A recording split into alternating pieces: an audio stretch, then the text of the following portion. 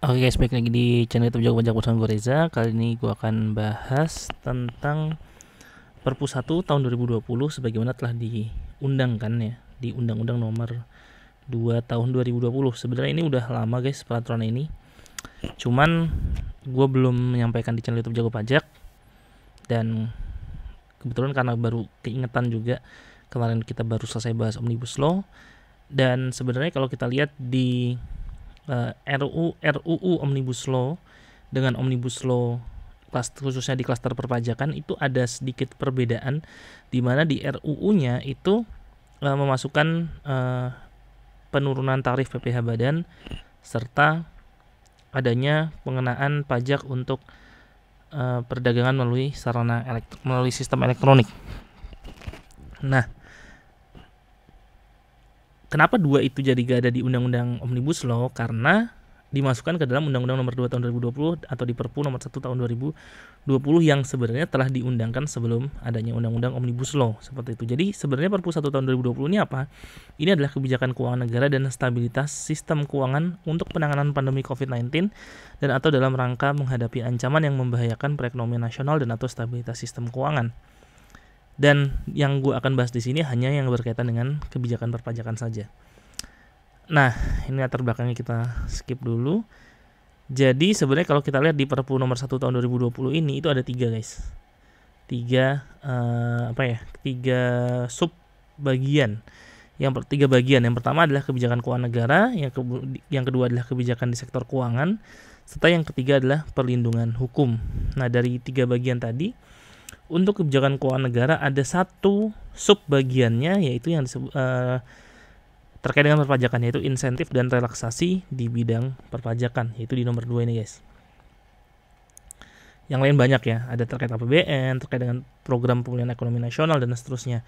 Tapi di sini yang akan gue bahas karena channel YouTube Jago Pajak, namanya juga channel YouTube Jago Pajak, gue akan hanya bahas tentang yang berkaitan dengan perpajakan saja, seperti itu. Nah, terkait dengan perpajakan itu ada 5 guys yang diatur di sini. Yang pertama adalah penurunan tarif PPh badan, yang kedua adalah penurunan tarif PPh badan go public ya, yang mungkin nanti dua ini akan kita bahas bersamaan. Kemudian pemajakan atas transaksi elektronik, kemudian perpanjangan jangka waktu permohonan atau penyelesaian administrasi perpajakan, dan terakhir adalah fasilitas kepabeanan. Nah, kita lihat di sini. Ini kita langsung masuk aja ya di sini guys. Yang pertama itu adalah penurunan tarif PPh badan ya. Penurunan tarif PPh badan itu diatur seperti ini guys. Jadi untuk PPh badan turun secara bertahap. Untuk tahun 2020 dan 2021 yang sebelumnya itu adalah 25%, sekarang menjadi 22% di tahun 2020 dan 2021. Dan di tahun 2022 itu diturunkan ke 20%, berarti minus diturunkan 5% ya, atau 2% kalau dibandingkan dengan tahun 2021. Jadi 2022 dan seterusnya itu adalah 20%. Nah, memang kalau misalnya kita lihat di dunia juga kan tren penurunan tarif PPh badan ini sedang marak ya, kayak di Amerika Serikat juga menurunkan tarif PPh badan dan banyak negara-negara lain. Sehingga memang sudah tepat sih menurut saya bagi Indonesia untuk melakukan penurunan tarif PPh badan agar bisa ini berkaitan dengan tax competition ya dengan negara lain, dan khususnya juga untuk meningkatkan investasi di Indonesia. Kemudian untuk ini yang tarif PPh badan yang umum ya. Nah, khusus untuk go public dengan syarat tertentu ya, yang salah satu syaratnya adalah tadi nih 40% sahamnya itu minimal, jadi minimal 40% sahamnya itu di go publican ya, jadi di go public. Jadi dan ada syarat-syarat lainnya ya. Itu diturunkan lagi 3%. Jadi untuk tahun 2020 dan 2021 itu menjadi 19%, sedangkan di tahun 2022 itu menjadi 17% gitu guys. Ya. Seperti itu. Selanjutnya kalau sebelumnya adalah 5% lebih rendah dari tarif normal, berarti 20% ya. Sekarang jadi untuk 2020 dan 2021 19%, dan mulai 2022 17%. Nah, oke, itu yang pertama. Yang kedua adalah pemajakan atas perdagangan melalui sistem elektronik atau disebut dengan PMSA. Nah, kalau latar belakangnya adalah Salah satunya adalah karena adanya COVID-19 ini membuat transaksi konvensional itu menjadi lebih terbatas, ya karena ada social distancing akibat COVID-19, dan tentu memberikan level playing field yang sama bagi antara penjual offline dan penjual online, ya dimana saat ini kalau kita lihat penjual offline itu kan dikenakan PPN, tapi kalau penjualan online kenapa tidak dikenakan PPN? Nah ini level playing field-nya harus disamakan. Nah kemudian apa saja yang diatur? Kalau kita lihat di sini, yang pertama adalah terkait dengan PPN impor atas barang tidak berwujud atau jasa kena pajak, ya impor atau pemanfaatan BKP tidak berwujud atau JKP dari luar daerah pabean. Nah peraturannya di sini di dalam Undang-Undang Nomor 2 Tahun 2020 disebutkan bahwa subjek pajak luar negeri, ya itu DJP menunjuk subjek pajak luar negeri untuk memungut, menyetor, dan melapor PPN. Dan subjek pajak luar negeri tadi dapat menunjuk perwakilan di Indonesia untuk memungut, menyetor, dan melaporkan PPN bersama subjek pajak luar negeri. Dan ketentuan lebih lanjut diatur dengan PMK. Ini PMK-nya udah ada guys. Jadi dan list-list perusahaan yang menjadi SPLN yang ditunjuk ini itu juga sudah ada. Salah satunya adalah Netflix, mungkin yang teman-teman tahu. Dimana sekarang Netflix itu harus memungut PPN ya atas uang yang kita bayarkan ke mereka, seperti itu. Nah sebelumnya sebelum adanya Undang-Undang Nomor 2 Tahun 2020 ini, itu PPN atas JKP tidak berwujud dari luar daerah pabean di dalam daerah pabean serta PPN atas pemanfaatan BKP jasa kena pajak dari luar daerah pabean di dalam daerah pabean itu dilakukan oleh konsumen. Ya, jadi konsumen artinya pemakai di Indonesianya. Contoh misalnya kita Netflix, pakai Netflix dari luar negeri, nah kita harus bayar sendiri PPN ke kas negara melalui surat setoran pajak. Itu kan menjadi sangat sulit ya bagi kita, apalagi Netflix gitu yang banyak banget pelanggannya di Indonesia, untuk pelanggannya itu harus memenuhi kewajiban pajaknya satu persatu. Maka dalam hal ini di Undang-Undang Nomor 2 Tahun 2020 ditunjuklah Netflix tadi, salah satunya adalah Netflix ya, itu menjadi pemungut PPN, seperti itu guys. Nah kemudian yang kedua itu terkait dengan significant economic presence. Jadi disebutkan di dalam Undang-Undang Nomor 2 Tahun 2020 bahwa subjek pajak luar negeri dengan significant economic presence sebagai BUT. Jadi subjek pajak luar negeri yang memiliki significant economic presence atau kehadiran ekonomi yang signifikan di Indonesia itu bisa dijadikan BUT di Indonesia dan dikenai PPh di Indonesia. Dan bila tidak dapat dikenai PPh maka dikenai pajak atas transaksi elektronik. Nah, ini sebenarnya merubah cara pandang BUT guys. Karena kalau kita lihat BUT ya di tax treaty di tax treaty khususnya itu masih make konsep namanya physical presence. Jadi significant physical presence. Jadi harus ada kehadiran fisik yang signifikan, baru dia bisa dijadikan BUT di Indonesia atau di suatu negara. Nah, memang significant economic presence ini banyak diusulkan ya di OECD. OECD juga mengusulkan di dalam BEPS inisiatifnya itu mengusulkan ya. Tetapi memang pengenaan BUT, menjadikan BUT itu tidak mudah guys.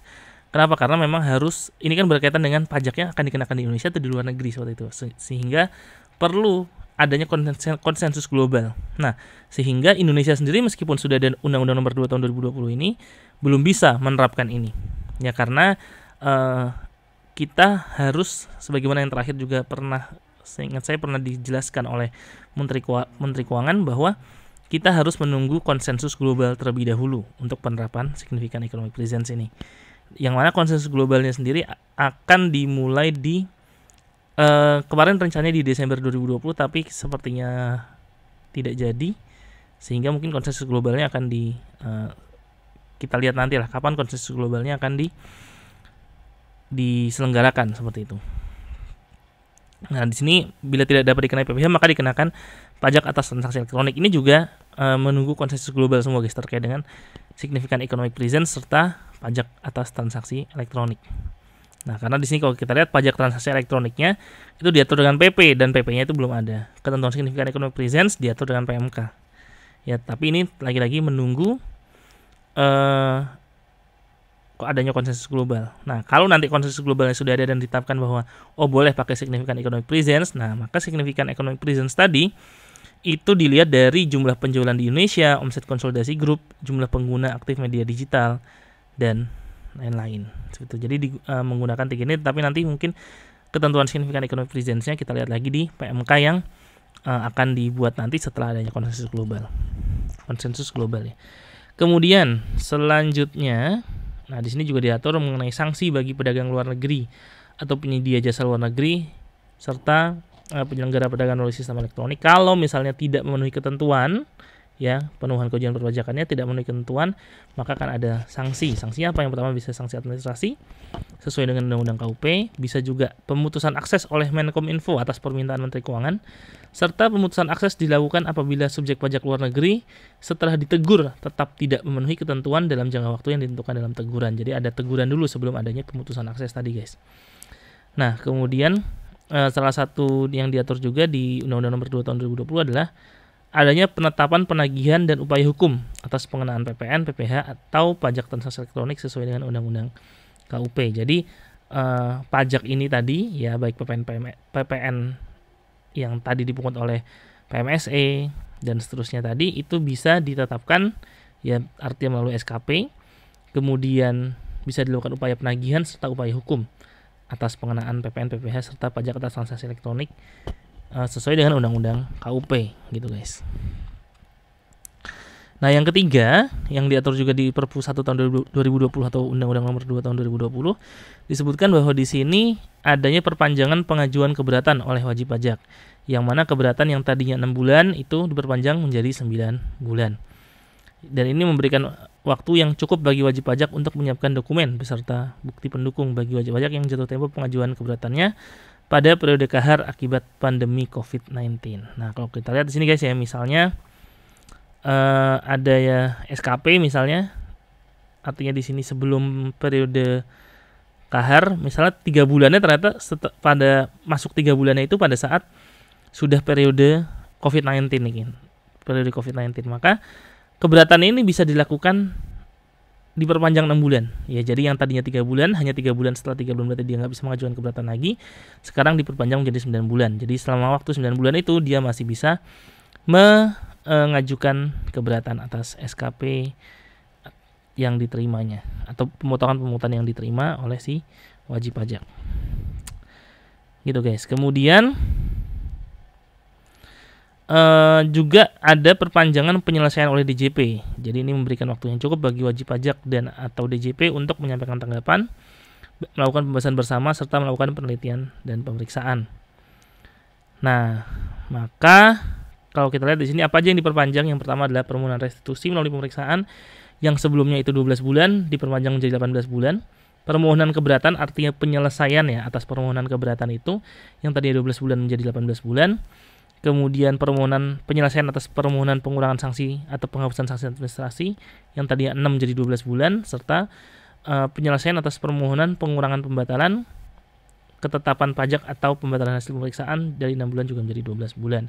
Serta juga pencairan LB, pencairan LB ya, artinya lebih bayar itu kan setelah adanya SKP LB atau putusan banding lebih bayar atau misalnya keputusan keberatan yang lebih bayar misalnya ya, itu contohnya aja tadi. Jadi SK-SK yang menyebabkan ada yang lebih bayar, yang harus DJP itu harus mengeluarkan uang dan membayarkan atau mengembalikan pajaknya kepada wajib pajak, itu kan tadinya setelah SK tersebut itu maksimal 1 bulan itu harus sudah keluar yang namanya SKPKPP atau surat keputusan pengembalian kelebihan pembayaran pajak, SKPKPP. Nah, itu maksimal 1 bulan. Tapi dengan adanya Perpu 1 tahun 2020 ini itu diperpanjang jadi maksimal 2 bulan. Ya. Jadi contohnya nih ya, misalnya di sini ada SKPLB misalnya.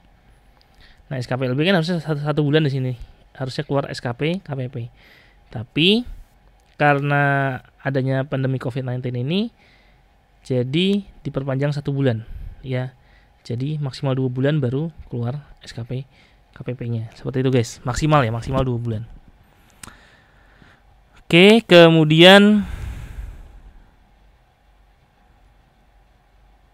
ya ini ya tadi yang dari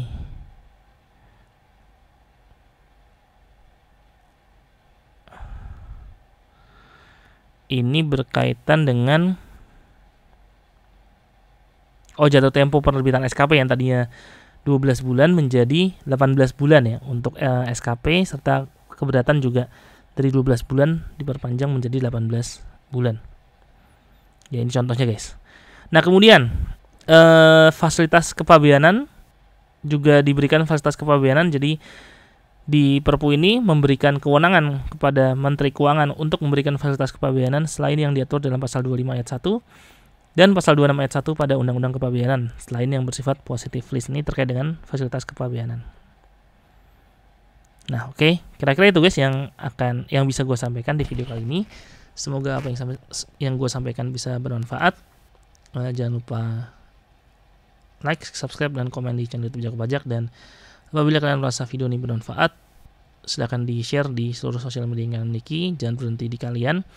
Siapa tahu informasi-informasi yang gue sampaikan di channel YouTube Jago Pajak bisa bermanfaat bagi banyak pihak. Jangan lupa belajar terus. Bye-bye.